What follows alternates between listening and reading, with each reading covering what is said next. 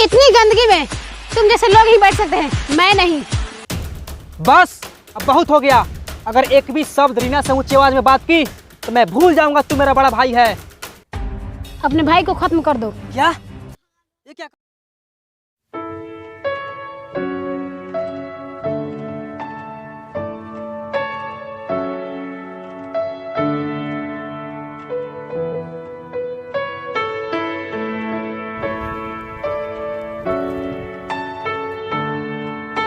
भैया मुझे कॉलेज की फीस जमा करनी है, कुछ रुपए चाहिए। अच्छा, कितने रुपए चाहिए कुंदन? भैया मुझे 2000 रुपये चाहिए।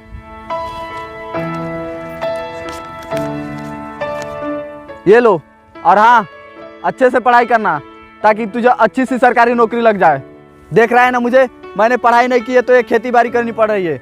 इसीलिए मैं तुझे बार बार कहता हूँ कि तू मन लगाकर पढ़ाई कर ताकि तुझे एक अच्छी सी सरकारी नौकरी लग जाए, ताकि तुझे ये सब ना करना पड़े। हाँ भैया, मैं बहुत मन से पढ़ाई कर रहा हूँ और आप देखना आपका छोटा भाई बहुत जल्द एक सरकारी नौकरी लेगा। अच्छा भैया, मैं चलता हूँ। ठीक है।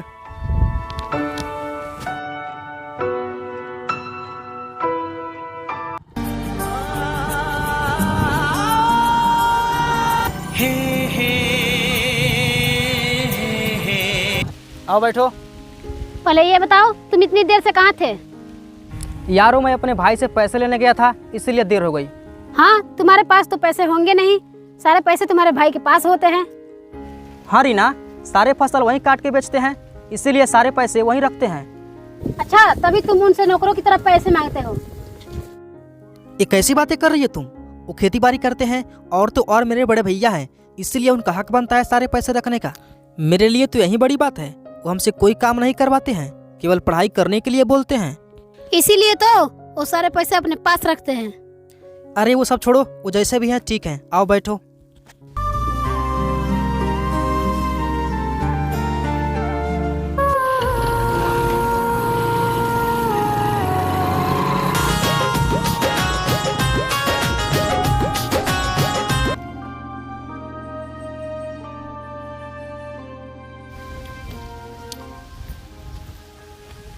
कुंदन, ओ कुंदन, कहाँ हो तुम?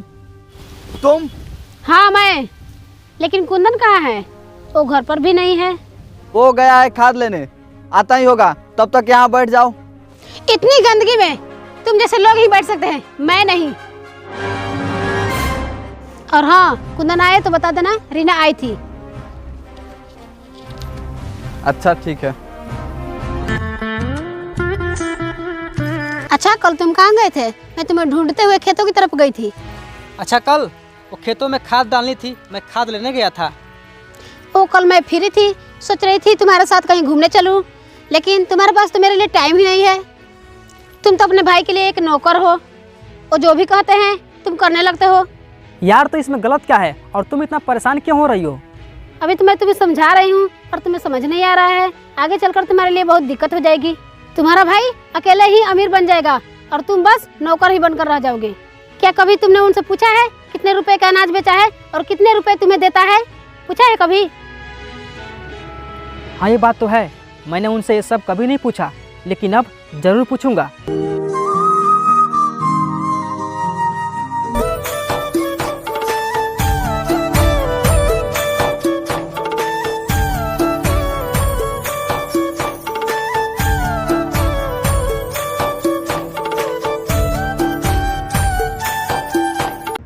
भैया हमें पिछले साल फसल में कितना फायदा हुआ था?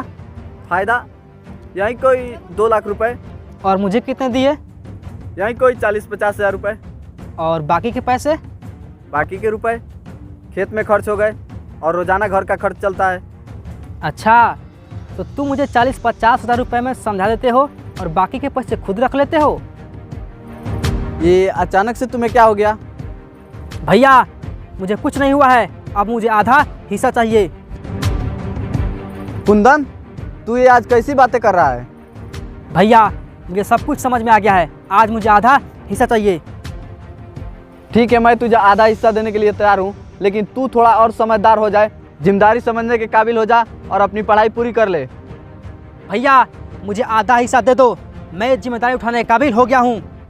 देख भाई, तू समझने की कोशिश कर। मैं समय आने पर तुझे सब कुछ दे दूंगा। तू अभी पढ़ाई पर ध्यान दे। अगर तू अभी से खेती बाड़ी के चक्कर में पड़ गया तो तेरी पढ़ाई पूरी नहीं हो पाएगी।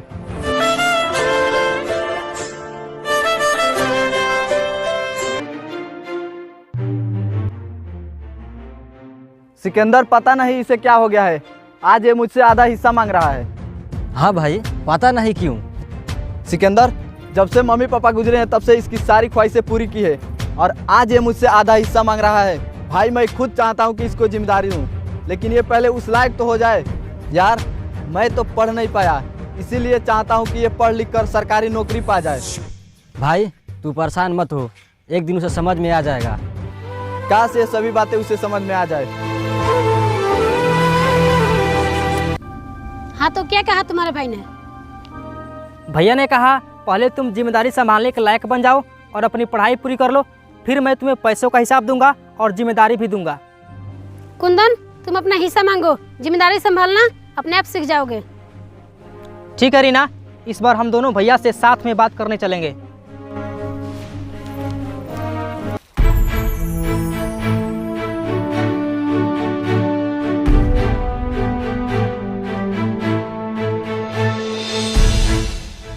सिकंदर, आओ थोड़ा आराम करते हैं।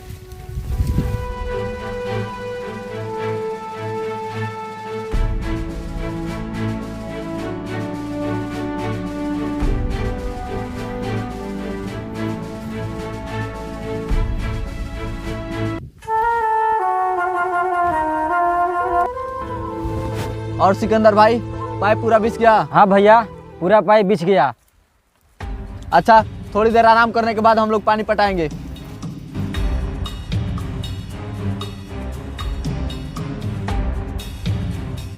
भैया, मुझे मेरा हिस्सा चाहिए। भैया, सोच क्या रहे हो? मुझे मेरे हिस्से का सब कुछ चाहिए।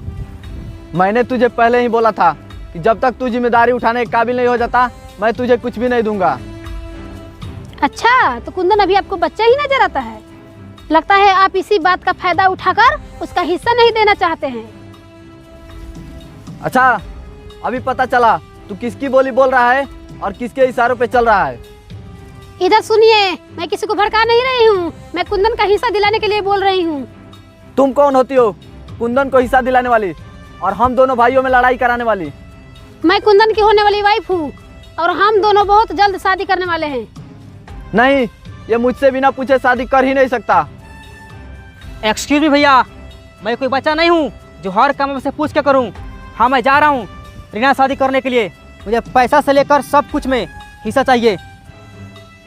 बहुत जल्द कुंदन का हिस्सा दे दो। चुप, नहीं दूंगा हिस्सा। क्या कर लेगी तू? बस, अब बहुत हो गया।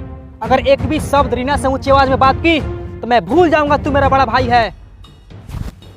अच्छा किया जो तूने अपना रूप दिखा दिया।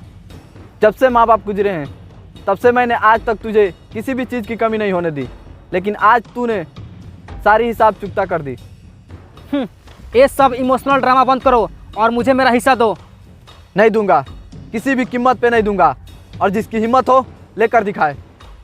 हिस्सा तो मैं अपना लेकर रहूंगा, चाहे इसके लिए कुछ भी करना पड़े। और हाँ, आज से तू मेरा भाई नहीं दुश्मन है। चलो रीना।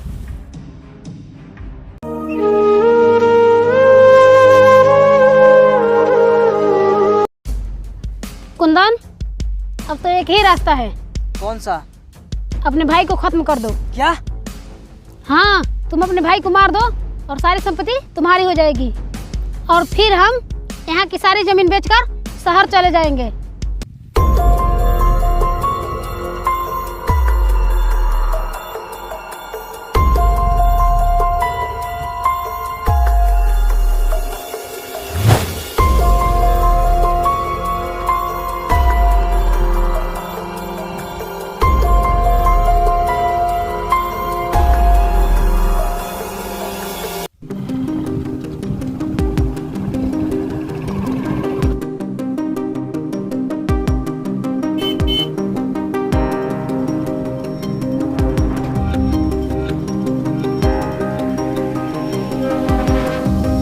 कुंदन, यही है जो हमारी जमीन खरीदेंगे। जमीन का पेपर लाओ। ये लो साइन करो।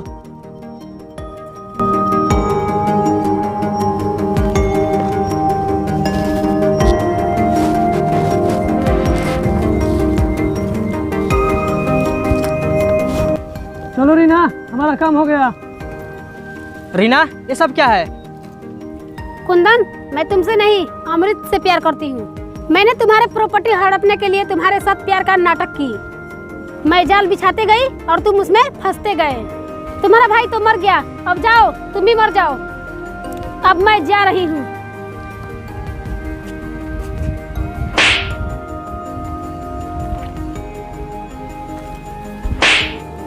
धोखेबाज लड़की, गेम तो तूने अच्छा खेला था मैडम, मगर आदमी गलत चुन लिया। तुम्हारा भाई तो मर गया था, जिंदा कैसे हो गया? मैडम, ये हम दोनों भाइयों का प्लान था। ये तुम पे उसी दिन शक हो गया जब तुमने कहा अपने भाई की हत्या कर दो। कुंदन, अगर इन दोनों को ऐसे ही छोड़ दिया गया तो ये फिर किसी किसान को अपने जाल में फंसाएंगे। इन्हें पुलिस के हवाले कर दो। ठीक है भैया। कुंदन, मुझे माफ कर दो। भैया, अब भी माफ कर दीजिए।